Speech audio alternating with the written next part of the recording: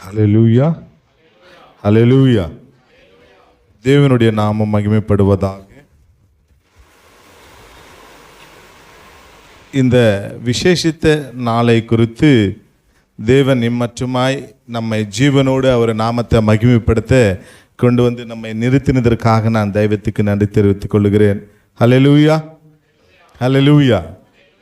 So இந்த விசேஷித்த இந்த அவருடைய வாழ்க்கையில் கடைசி ஒரு வாரம், அந்த கடைசி வாரத்தில் முதல் நாளில் தேவன் இந்த சமாதானம் என்ற வார்த்தையோடு இந்த கொடுக்குற அவருடைய என்ன சொல்கிறது, இந்த காட்சியின் தருணத்தை நாம் இன்ற நாளிலே நாம் தியானிக்க போகிறோம். ஹல்லேலூயா. அந்த கடைசி தருணத்தில் தேவனுடைய நாமத்தை மகிமைப்படுத்த தேவன் செய்த தேவ சித்த திட்ட தீர்மானத்தை நிறைவேற்றுகிற இந்த கடைசி தருணத்தில் இந்த கழுதை குறித்து நாம் நன்றாக யாவரும் கேட்டிருப்போம், கேட்டுகிட்டே தான் இருக்கிறோம் வருடத்தில் ஒரு நாள் இந்த மாதிரி தலைப்புகளை. ஆனால் இன்றைக்கு அந்த கழுதினுடைய காரியத்தில் நாம் எம்மாத்திரம் என்று நம்மை நாம் சற்று சிந்திக்கிற ஒரு தருணமாக இருக்கிறது. ஹல்லேலூயா, ஹல்லேலூயா. நம்ம இந்த லூக்காவில் நம்ம நன்றாக படித்தோம். சுவிசேஷித்த புத்தகத்தில் மத்தேயு, மார்க்கு என்ன இருக்குங்க? மத்தேயு, மார்க்கு, லூக்கா, யோவான். இந்த 4 காரியத்தில் விசேஷித்தமாய் இதை குறித்து நாம் பார்க்கலாம். அடுத்தது சகரையில் நம்ம படித்தோம், அதிலும் நாம் பார்க்கலாம். ஆனால் இந்த கழுது அப்படின்னா நிறைய காரியம் நம்ம இதை பார்த்துருக்குறோம். கழுதை குறித்து இந்த கழுதை நம்ம எப்படி பயன்படுத்துகிறோம் அப்படின்னா, வீட்டில் எதுக்காக பயன்படுத்துகிறோம் இந்த கழுதுன்ற வார்த்தைகளை? ஐயா சொல்லலாமே. கழுதுன்ற காரியத்தை நாம் அதிகமாக பயன்படுத்துகிறோம். எதுக்காக பயன்படுத்துகிறோம்? அது ஒரு வேர்டாக யூஸ் பண்ணுறோம் இல்லைங்களா? குடும்பத்தில், பிள்ளைகள் மத்தியில், இல்லை சமுதாயத்தில் கழுது மாதிரி வயசு வந்திருக்கு, இல்லை கழுது மாதிரி அப்படி இப்படின்னு நீ ஒரு மாதிரியான வார்த்தைகளை நாம் பயன்படுத்துகிறோம் இல்லைங்களா? இந்த கழுதை ஆண்டவர் அழகாக இங்கே எப்படி பயன்படுத்தியிருக்கார் என்பது நாம் நினைவு கூறலாம். இந்த கழுது என்றாலே அதை எதை குறிக்கிறதுங்க? கழுது என்றாலே எதை குறிக்கிறது? சுமை தாங்கும் இல்லைங்களா? நான் சுமக்கிற இது. அப்போது அது விசேஷித்த ஒரு அனிமலாக இருக்குது அது இல்லைங்களா? விசேஷித்த ஒரு கழுதை. அதுக்கு இந்த உலகத்தில் படைப்பிலே ஒரு விசேஷித்தது நான் நினைக்கிறேன். ஏன்னா நம்மளுடைய சர்வ சிருஷ்டிக்கும் எஜமானனான தெய்வத்தை சுமந்த ஒரு கழுதியாக அது தேர்ந்தெடுக்கப்பட்டிருக்கிறது என்று. ஹல்லேலூயா, ஹல்லேலூயா. என்னுடைய பாரம், என்னுடைய பேர்டனெல்லாம் கூட நான் ஒரு எனக்கு எதிர்பாராம நிலையில் சினிமா துறையில் நான் வாழ்ந்து வந்தேன். அந்த சினிமா துறையிலேருந்து வெளியே வந்த பிறகு நான் 20 வருடமாக நடிகனாக இருந்து அதை விட்டுட்டு உண்மையான சத்தியத்தை நான் பின்பற்றும் போது எனக்கு தேவன் உணர்த்தின ஒரு காரியம், நான் எடுத்த ஒரு முடிவு என்னன்னா, எனக்குள்ள நான் எடுத்த சினிமாவில் படம், அதாவது உலக படங்கள் இல்லைங்க, சத்தியத்தில் வேதத்தை படித்து முடித்த பிறகு இந்த சத்தியத்தை நான் மூவி மூலிமா ஒவ்வொரு கான்செப்டாக நான் வெளியே வரணும் அப்படின்னு நான் யோசித்த போது எனக்கு தேவன் உணர்த்தின காரியம் டாங்கி, அதாவது கழுதை அப்படின்ற படம் தான் நான் உருவாக்கி இருக்கிறேன். ஆரம்பித்து ஸ்க்ரீன் பிளே நடந்துகிட்ருக்கு, பாடல்கள் நடந்துகிட்ருக்கு. அப்படின்னா இந்த கழுதை இதுக்கு ஒரு விசேஷித்த பேர்டன் எனக்கு தேவன் கொடுத்தார். அப்போ இது சுமை தாங்கும் ஒரு காரியம். அப்போ இந்த உலகத்துக்கு சுமந்த தேவன், நம்மளுடைய மீறுதல் அக்கிரமம் பாவத்தை சுமந்த தேவன், அவரை சுமக்க இந்த கழுது தெரிந்து கொண்டாரே. அப்போ இந்த கழுதுன்றது என்னன்றது நான் 3 விதமான இதை நான் பகிர்ந்து கொண்டேன். அதில் ஒரு பகுதி தான் உங்கள் மத்தியில் இப்போ நான் பேச ஆசைப்படுகிறேன். அதை என்ன பண்ணியிருந்தாங்க, கடவுள் என்ன சொன்னார் சீடர்கள் மத்தியில்? எங்கே என்ன பண்ணியிருக்கோம்? அந்த கழுதை கட்டி இருக்குமா? ஹல்லேலூயா. கட்டி இருக்கிற கழுதை நீங்கள் என்ன பண்ணுங்க, அவுத்துட்டு வாங்க அப்படின்ற ஒரு காரியம்.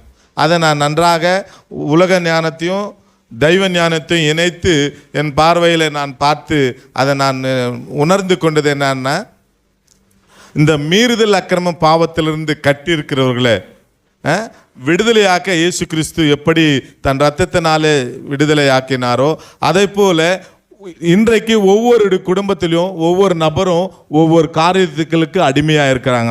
அது விசுவாசியானாலும் சரி, யாராக இருந்தாலும் சரி, ஒரு காரியங்களுக்கு அவங்க அடிமையாக இருக்கிறாங்க, கட்டி இருக்கிறாங்க. ஹல்லேலூயா. அது பணத்துக்காக இருக்கலாம், பேருக்காக இருக்கலாம், பதவிகளாக இருக்கலாம், இல்லை நகைகளாக இருக்கலாம், ட்ரெஸ்ஸாக இருக்கலாம். ஒவ்வொரு காரியத்துக்கு இல்லை ஒரு நபருக்கு அவங்க சொல்கிற பேச்சை தான் கேட்கணும் அப்படின்ற ஒவ்வொருத்தருக்கும் ஒருத்தர் ஒரு காரியத்தில் அவங்க அடிமையாக கட்டி இருக்கலாம். ஆனால் இன்றைக்கு நீங்கள் விடுதலை ஆக வேண்டும் என்றால், ஹல்லேலூயா ஹல்லேலூயா, இன்றைக்கு அதிலிருந்து நாம் விடுதலை ஆக வேண்டும் என்ற அந்த கட்டிலிருந்து நாம் விடுதலை ஆகணும்னா உண்மையான இரட்சகரை நாம் ஏற்றுக்கொள்ள வேண்டும். ஹல்லேலூயா. அந்த இயேசுவை சுமந்தது அந்த கழுதை, அதுக்காக தான் அதை ஆயத்தப்படுத்தி முன்குறிக்கப்பட்டு அது ஆண்டவருக்கு முன்னதை இது ஆண்டவருக்கு வேணும்னு சொல்லி முதல்ல என்ன பண்ணுங்க சொல்லுங்க அப்படின்னு சொல்லி முன்ன தரிசனத்தோடு அது சொல்லும் போது அவங்க அதை அவுத்து கொடுத்தாங்க இல்லைங்களா. யாரும் ஏறாதது இல்லைங்களா, யாரும் பயன்படுத்தாதது, தூய்மை உள்ளது இல்லைங்களா. அந்த மாதிரியான ஒரு கழுதை தேவன் முன்குறித்து அதை சொல்லி சொன்னபடி நடத்தினார், அந்த கட்டை அவுத்தார். ஸோ இன்றைக்கு என் அன்பு சகோதரி சகோதரர்களே, நான் விசேஷித்த இந்த நாளில் எனக்கு ஐயா வாய்ப்பு கொடுக்கும்போது நான் இந்த விசேஷித்த நாள் இந்த குருத்தோல் ஞாயிறு என்று இல்லாமல் நாங்கள் 2 பேரும் பேசிக்கிட்டோம். ஐயா இன்னைக்கு நீங்கள் அப்போ சரி நான் பேசுகிறேன்னு ஒத்துக்கிட்டேன். காலையிலேருந்து எனக்குள்ள ஒரு மனப்பக்குவம் ஓடிட்டே இருக்குது. விசேஷித்த நாளில் போதகர் தான் நான் ஆலயத்தில் சத்தத்தை நானும் கேட்கணும், வசனம் அவர் பேசுகிறத நான் என்ன பண்ணோம் கேட்கணும், அவர் தான் நடத்தணும், அவர் தான் பேசணுன்ற ஒரு ஒளி வந்துட்டே இருக்குது. ஆனாலும் இப்போ இங்கே வந்து கூட ஐயா இன்னைக்கு ஸ்பெஷல் டே, எங்கள் போதகர் நீங்கள் பேசுகிறத தான் நான் கேட்கணும், இல்லை நீங்கள் போய் பேசுங்க ஒரு வாய்ப்பை அவரும் என்ன பண்ணார் விட்டு கொடுத்தாரு. ஹல்லேலூயா. ஸோ நான் அது எதை குறிக்குதுன்னா அந்த தாழ்மை இல்லைங்களா. ஸோ அந்த தாழ்மை பக்கத்தோடு இருக்கிற ஒரு விசுவாசிகளாக இன்றைக்கு நாம் எதில் கட்டி இருக்கிறோம்? சர்ச்சுக்கு வரோம், சபையில் கேட்குறோம், எல்லாத்தையும் பண்ணுறோம், விசுவாசத்தோடு ஜெபிக்கிறோம், எல்லாமே பண்ணுறோம். நம்மை அறியாமே நாம் ஏதோ ஒரு பந்தத்தில் கட்டி இருக்கிறோம், எதுக்கோ ஒரு காரியத்தில் நாம் அடிமையாக இருக்கிறோம்.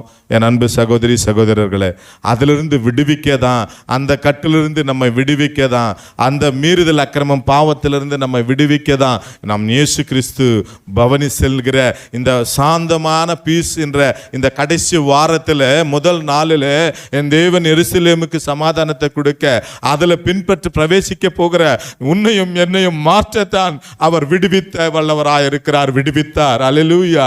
அதற்காக மாதிரியாக அந்த கழுதையை அவர் அவுற்று கொண்டு வந்திருக்கிறார்கள். ஆமென், ஹல்லேலூயா. இன்றைக்கு கடைசி காலகட்டத்தில் நாம் நின்று கொண்டிருக்கிறோம் என்று உணர முடியுது. ஹல்லேலூயா. எங்கே பார்த்தாலும் என்ன பிரச்சனைகள் நடந்து கொண்டிருக்கிறது, கிறிஸ்தவர்களுக்கு சமாதானம் இராதபடி, உண்மையான இரட்சகரை பின்பற்றாதபடி நடக்கிற தருணத்தில் நாம் எந்த தருணத்தில் இருக்கிறோம்? ஆகையால் இன்றைக்கு நாம் விடுவிக்க வேண்டியது கட்டிருக்கிற காரியத்திலிருந்து விடுவிக்க வேண்டியதாக இருக்கிறது. ஆமென், ஹல்லேலூயா. அப்போ அந்த விடுவிக்க காரியத்தில் நாம் சற்று இன்றைக்கு நீங்கள் மனதார போய் உங்களுடைய இல்லத்தில் நீங்கள் உங்களுக்குள்ள இருக்கிற சில காரியங்களை தியானித்தார்களானால் ஆவியானவர் உங்களுக்கு உணர்த்துவார். அதை நீங்கள் அறிக்கையிடும் போது அதிலிருந்து நீங்கள் விடுவிக்கப்படுவீர்கள். ஆமென், ஹல்லேலூயா. அப்போ அந்த காரியத்திலிருந்து இரண்டாவதாக நாம் பிரகாசிக்க வேண்டியதான் தேவன் விரும்புகிறார். ஆமென், ஹல்லேலூயா. எழும்பி என்ன பண்ணணுமா? பிரகாசிக்கணும். அப்போ கட்டிலிருந்து கொண்டு வந்து எங்க கொண்டு வந்தாங்க? அந்த கழுதை கட்டி போட்டிருந்த கழுதை எங்க கொண்டு வந்தாங்கங்க? கொண்டு வந்து இல்லையா, மெய்யான ஒளியே அந்த அது மேலே அமர்ந்து அது பிரகாசிக்க, அது சந்தோஷமா பவனி செல்கிற தருணத்தை ஓசன்னா ஓசன்னான்ற மாதிரி அந்த கழுதை என்ன பண்ணாங்க கொண்டு வந்தாங்க. அது பிரகாசித்து சந்தோஷமா இல்லைங்களா. அப்போ அந்த கழுதை அங்கே பெருமை கொண்டு இருந்தாக்கா என்ன நடந்திருக்கும்? ஸோ அதே போல் அந்த கழுதுக்கு என்ன படைச்சாங்க? நடந்து போயிட்டு இருக்கும்போது எல்லாருமே அவங்களுடைய வஸ்திரத்துங்களை கீழே போட்டு அதை நடக்க விட்டு மகிழ்ச்சியான சந்தோஷமாக மகிமை உண்டாவதாகன்னு எனக்கு இது நான் உணர்றது என்னென்னா, அந்த இடத்துல நாங்கள் கொஞ்சம் காலமாக தங்கி ஹீப்ரு யூதருடைய பாஷை படிக்கிறதுக்குன்னு எங்களை அங்கே கொண்டு போயிருந்தாங்க, ப்ராக்டிக்கலுக்குன்னு சொல்லி.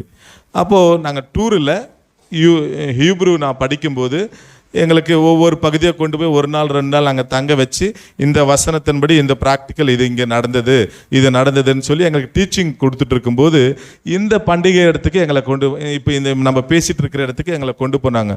அந்த இடம் எப்படி இருக்குன்னா, நம்ம இப்படி கிடையாதுங்க, இப்படி நார்மல் ரோடுங்களே இல்லைங்க, அது குண்டுங்க கல்லுங்க எப்படி இருக்கு.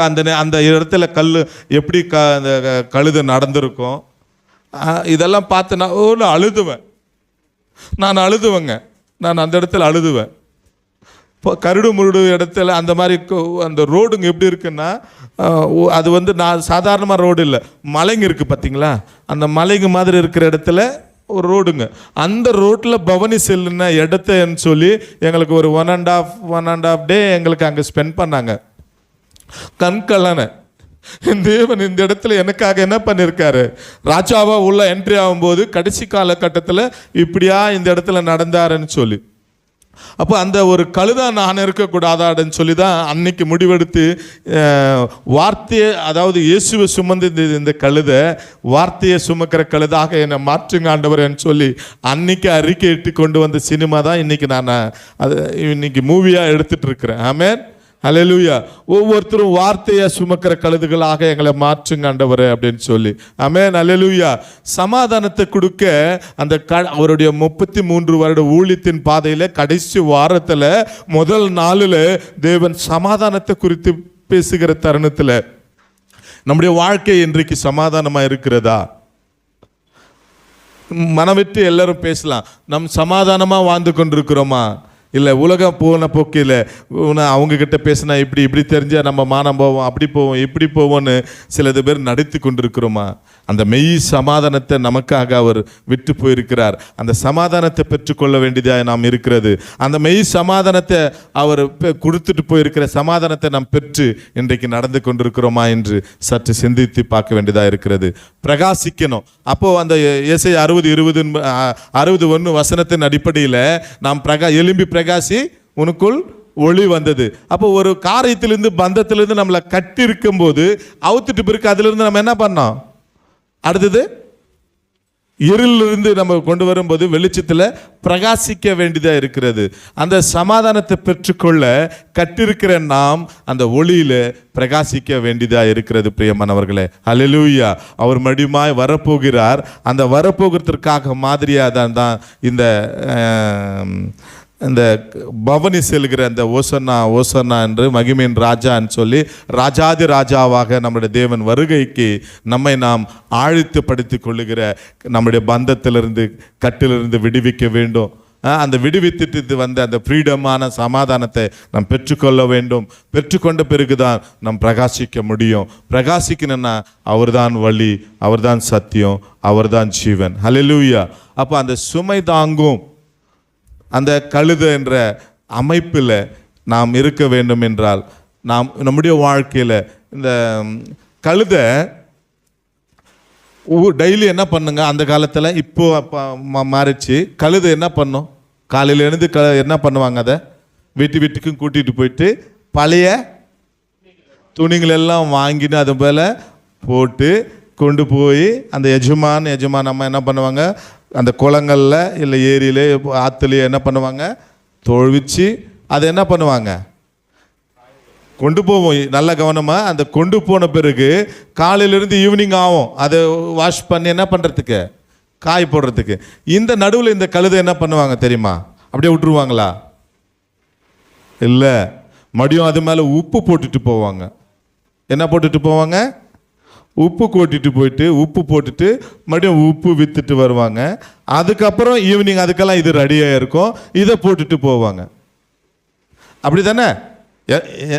இது பெரியவங்களுக்கு தெரியும்னு நினைக்கிறேன். அந்த ஒரு ஏரிக்கு நான் கண்ணார பார்த்துருக்குறேன். அதுக்கப்புறம் இந்த கழுதை பற்றி நான் ரிசர்ச் பண்ணியிருக்கேன். ஏன்னா கழுது படம் நான் பண்ண போகிறதுனால இந்த வசனத்துங்களை வைத்து சுமையை தாங்கும் இந்த இயேசுவை சுமந்தது கழுதை அப்படின்ற இதில். அப்போது இந்த கழுதை என்ன பண்ணோம், அழகாக எவ்வளோ மூட்டு போட்டாலும் அழகாக சுமந்துட்டு போயிட்டு வீட்டுக்கும் சுவையாக கொடுத்துட்டு வரோம். முதல்ல அழுக்க கொண்டு வரோம், அதுக்கப்புறம் சுவையெல்லாம் கொடுத்துட்டு வரோம் இல்லைங்களா? அடுத்தது என்ன பண்ணோம்?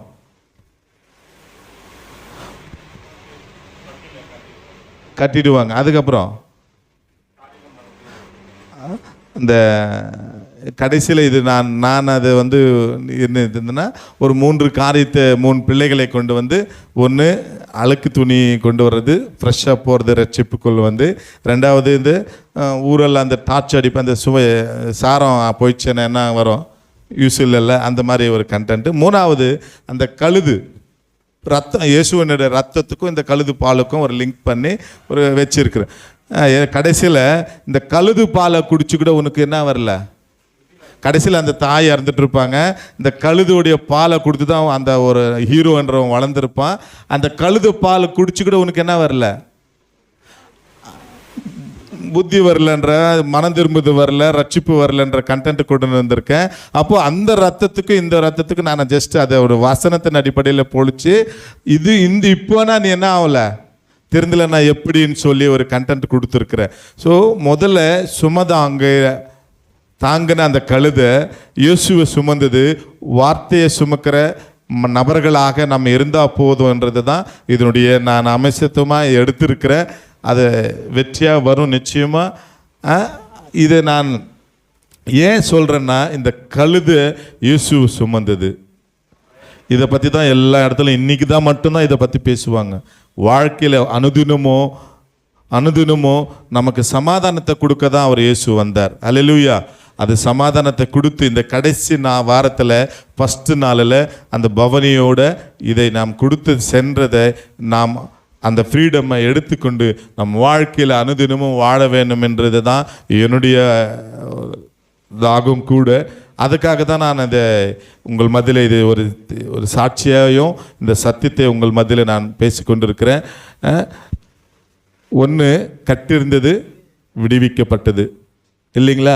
விடுவித்தின உடனே அது பிரகாசிக்கணும்னு தான் காரியம். மூன்றாவது, அந்த விடுவித்திலிருந்து வந்தது நமக்கு சமாதானம். இந்த 3 காரியத்தில் என் வாழ்க்கையில் நான் வெற்றி பெற்று அவருடைய இலக்கை நோக்கி அவருடைய நாமத்தை மகிமைப்படுத்தி கொண்டிருக்கிறேன். நீங்களையும் கூட இந்த உங்களுடைய உங்களை அறியாமல், நல்ல கவனமாக கேளுங்க இந்த ஒரு வார்த்தை, உங்களை அறியாமல் ஏதோ ஒரு காரியத்துக்கு நீங்கள் கட்டி இருக்கீங்க, அவங்களுக்கு நாம் அடிமையாக இருக்கிறோம். அது உங்களுடைய பர்சனல் லைஃப்பில் நீங்கள் திங்க் பண்ணி பார்த்தா தெரியும். தயவுசெய்து இன்றைக்கு ஆண்டவர் உணர்த்தின காரியம், அதிலேருந்து நீங்கள் விடுவிக்கிறீங்களா? அதிலேருந்து விடுவிக்க தேவன் அன்றைக்கு சொன்ன வார்த்தை என்னன்னா, அது தேவனுக்கு வேணும்னு சொல்லுங்க. யாராவது கேட்டா அதை நீங்கள் என்ன பண்ணுங்க, அவுத்து கொண்டு வாங்க.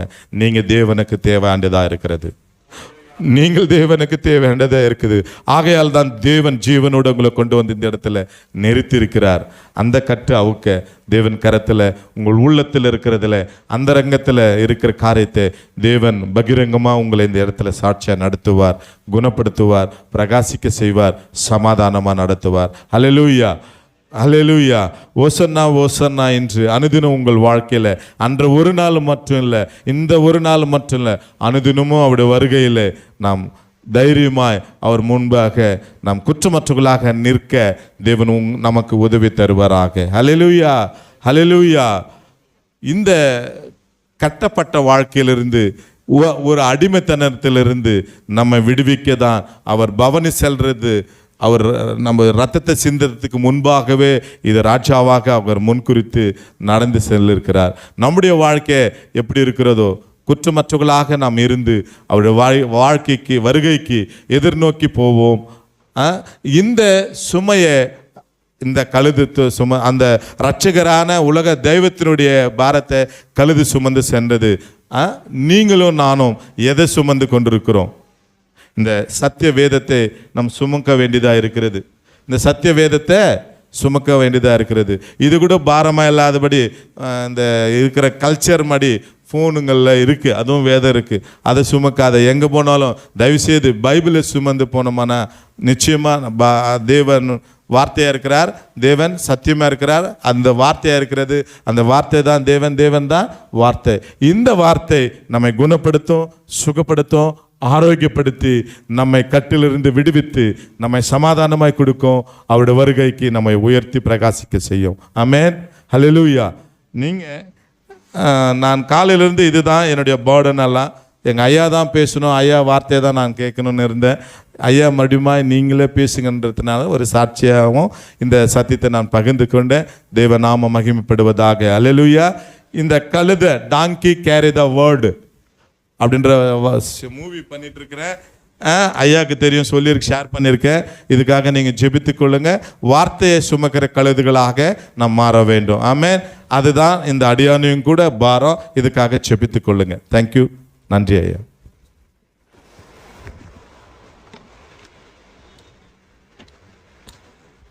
Thank you pastor. நம்ம எல்லாரும் எழுந்திருக்கலாம்.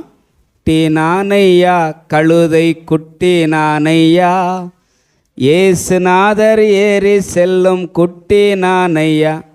எத்தனை பேர்? ஆனால் நமக்கு நாய்க்குட்டி தான் தெரியும், கழுது குட்டி தெரியாது நம்மளுக்கு.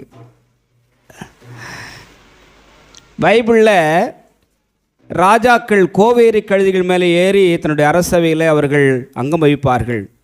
கழுதைகள் வேதாகமத்தில் பல நல்ல காரியங்கள் செய்தும்படியாக பைபிளில் கழுதை பேசியிருக்கு தெரியுமா? எத்தனை பேருக்கும்? ஆனால் நம்ம சர்ச்சுக்கிற நிறைய பேர் பேச மாட்டேன்றீங்க. பைபிளில் ஒரு இடத்துல, ஒரே ஒரு இடத்துல மட்டும்தான் கழுதை பேச்சு. இப்போ கூட நான் சொல்கிறேன், நம்ம பேச மாட்டேன்றோம், ஆனால் கழுதை பேசு. எங்கே பேசுனாங்க? என்னாகமோ 22ஆம் அதிகாரம் 28ஆம் வசனம். யாராக பைபிள் எடுத்து வாசிக்கலாம். ஏன்னா அருமையான ஒரு வார்த்தை. நான் இந்த பிரதர் பேசிகிட்டு இருக்கும்போது நான் ரொம்ப யோசிக்க ஆரம்பித்தேன். நம்ம எல்லாரும் ஒரு பழமொழி, தமிழ் பழமொழி உண்டு. கழுதைக்கு தெரியுமா? தெரியாதுன்றீங்களா? அதுக்கு பொதுவாக நம்ம ஏன் பாஸ்டர் வந்தவுடனே கேட்டார், கழுதுன்ற வார்த்தை நம்ம எல்லாரும் பயன்படுத்துகிற வார்த்தை.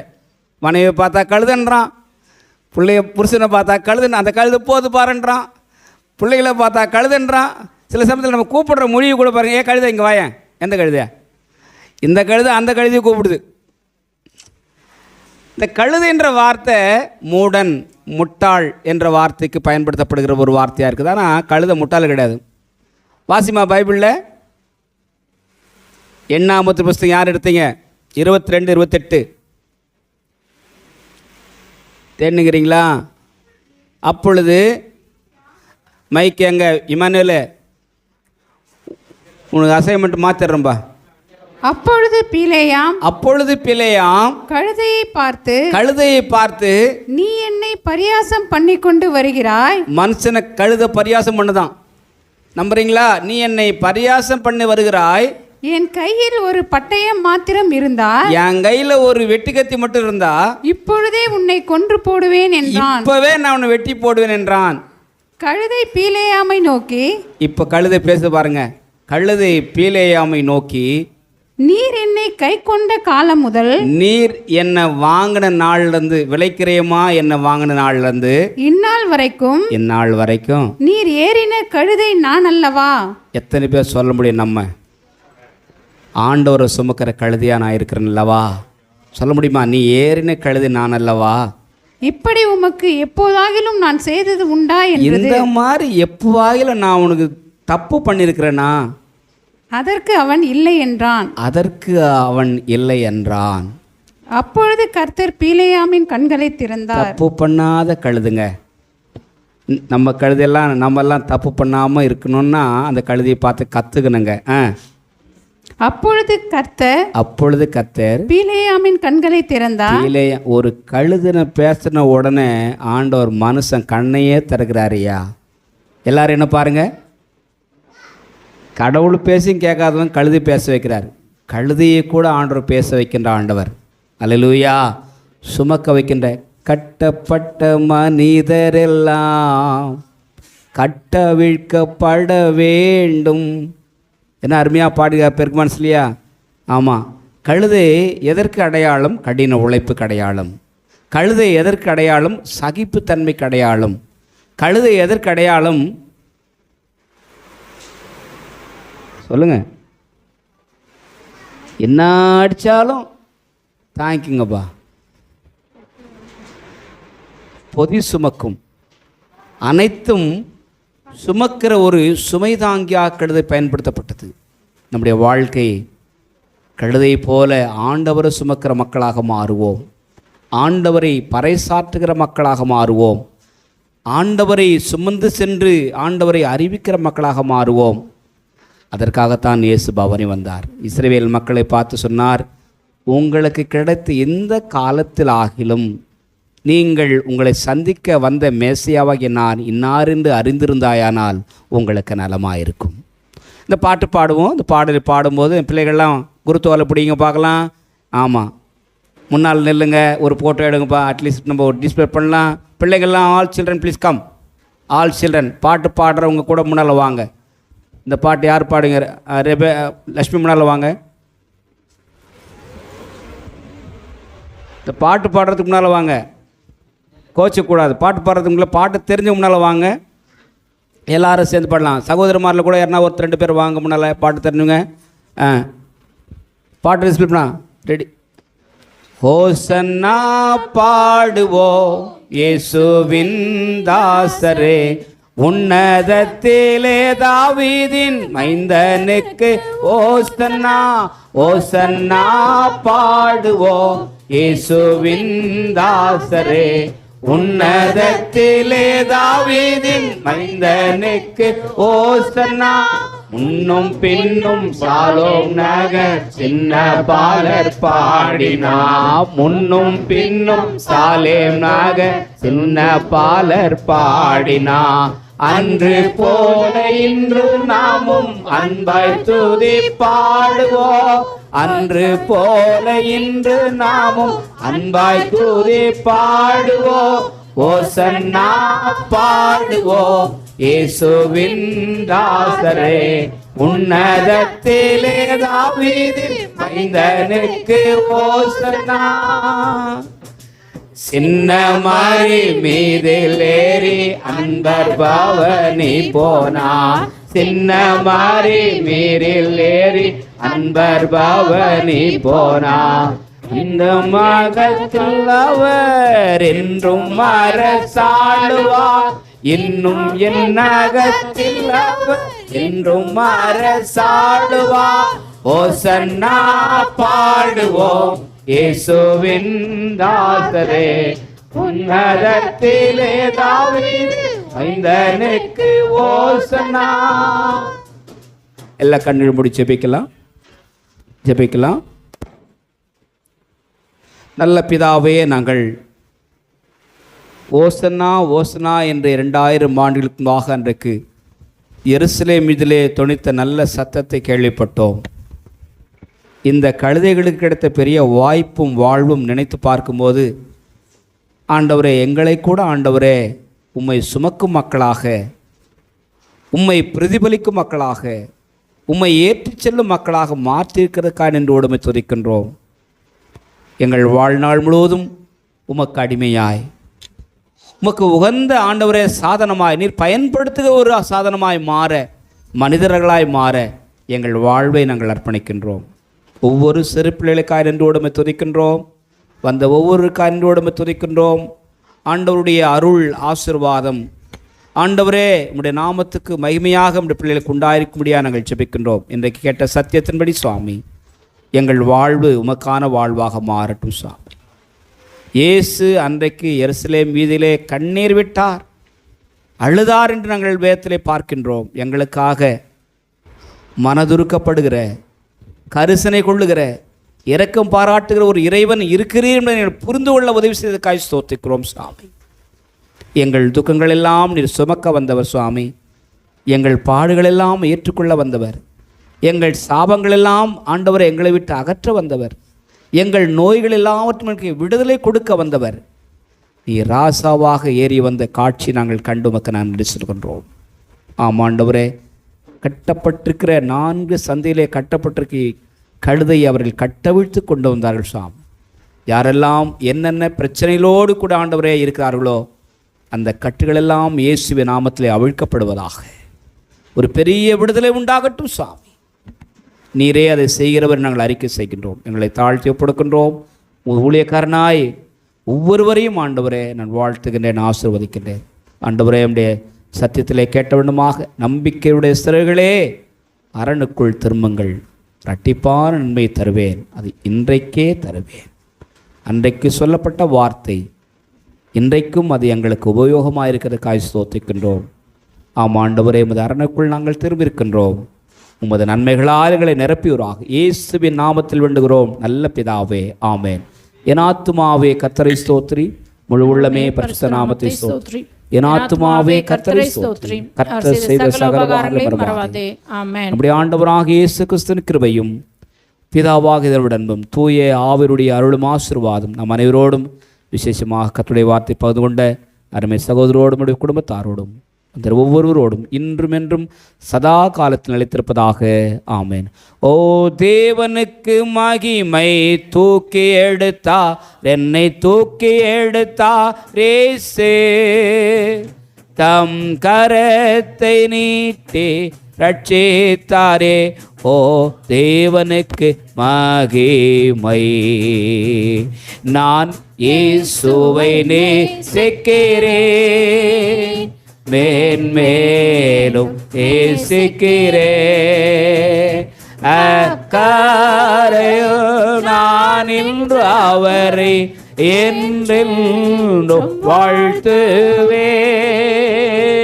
அக்கரையில் நான் இன்று அவரை என்றென்றும் வாழ்த்துவேன்.